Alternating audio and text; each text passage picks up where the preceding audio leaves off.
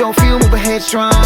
Touchdown, wanna touchdown, better touchdown, I game on. Let's go, it's my time to shine, bright lights and it's lit. 10 toes down in a face full of grit. Take it to the house and we take it to the crib. Flip that in the script, red zone gone in.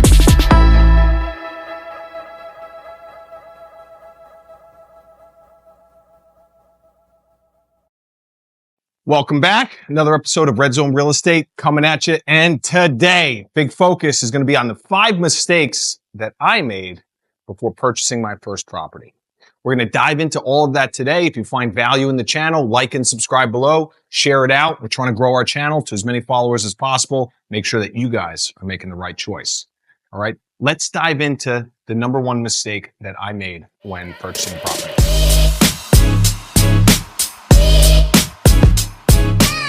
First things first, a sewer scope. When you purchase a property, one of the biggest things that is overlooked is the fact that the sewer system from the house to the road has a sewer scope inspection. This is critical. Why? Because the second that you buy a property and you go to use your toilet and it backs up and it flows into your house, you're in big trouble. And let me tell you, that has happened, and it happened to me.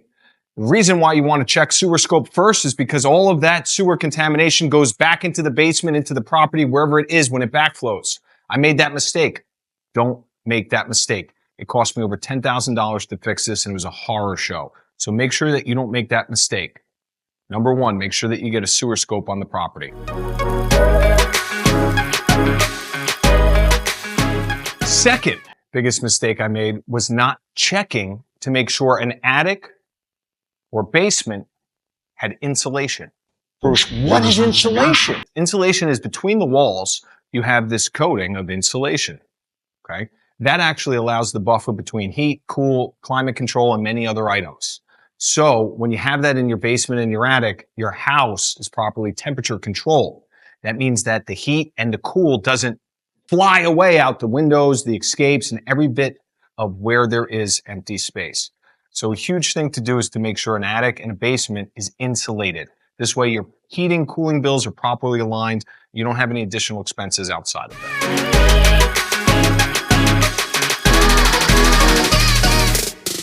What homes are desired and what homes are not desired? There's reasons why properties sit on the market and it's a single family. In a marketplace where it literally flies off the shelf before it's even listed first day, first week. That's our marketplace. Bergen County, New Jersey, you can't list a property and not sell it unless something is off. And it typically comes down to the broker or the owner. So understanding a style of home could be a bi-level. It could be a colonial. It could be a side hall colonial. It could be a contemporary. It could be a split level. It could be a sugar maple split. All these differences are what attract purchasers. So if you have a style home that you're going after, understand whether or not other people desire that similar style. Why?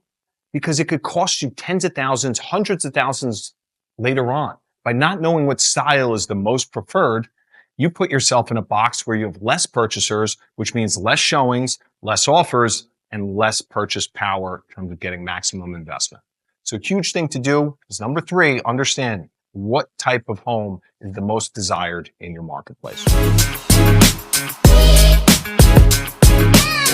The best thing that I understood is number 4's accuracy point. Square footage. The property says a certain square footage, the broker may say another, the tax records may say a third.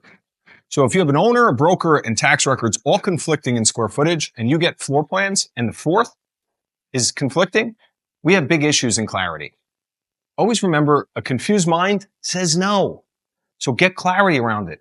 I sure know I had to make sure I did that, because understanding what the square footage is that you're being taxed on per the town, and then the additional square footage, i.e. a sub-basement or other space that's not warranted, adds value.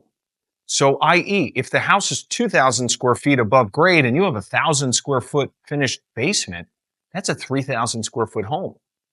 You're only being taxed on 2,000 square foot of it. So if the usable square footage is 3,000, in essence, your home is 3,000 square feet. You're being taxed on 2,000 square feet, so it's a good advantage.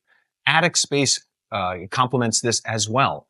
So understand accurate square footage, the total house square footage versus what the tax records say versus what a broker or floor plan say. It's a huge mistake I made, and it's something that I've rectified since on every single time we look to purchase. When I talk about add values, there's been a huge wave of momentum all across the entire United States about add values. Maybe you add a shed in the back, you convert it to an Airbnb, or maybe you find the basement apartment that's zoned where you can have it and you have the parking ratio and you rent it out and you get cash flow. I think it's genius. I think everyone's thinking like an entrepreneur at that point. So I find myself really sharing that same sentiment. Understanding number 5, which is what add value opportunities that we have in the marketplace for it. Is there a position that I can rent this out? Is it a rooming area? Is it a zone where I can add another unit and maybe turn a garage into a living space or a basement apartment in an area that's transitioning? These types of value adds will always be something that adds more equity to your property, makes it more desired, and also, who knows, maybe it pays your mortgage while you live there. Don't you want to have your mortgage paid? Think add value opportunities.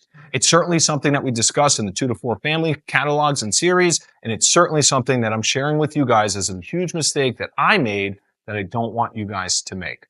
Make sure that you understand add value opportunities. Make sure that you realize what's going on. Okay, so we just recapped the 5 mistakes that I made before purchasing a property. Those mistakes: a sewer scope, make sure; insulation, attic and basement; the style of home, the desiredness of it; accurate square foot; tax records; owner; broker; and then add value opportunities to pay your mortgage or maybe pay you to live in your own property. Now, if you find value, like and subscribe below. We're trying to share the channel and grow as many followers as we can. And at the same point, educate you, make sure that you understand what you're doing before you purchase another property or purchase your first property.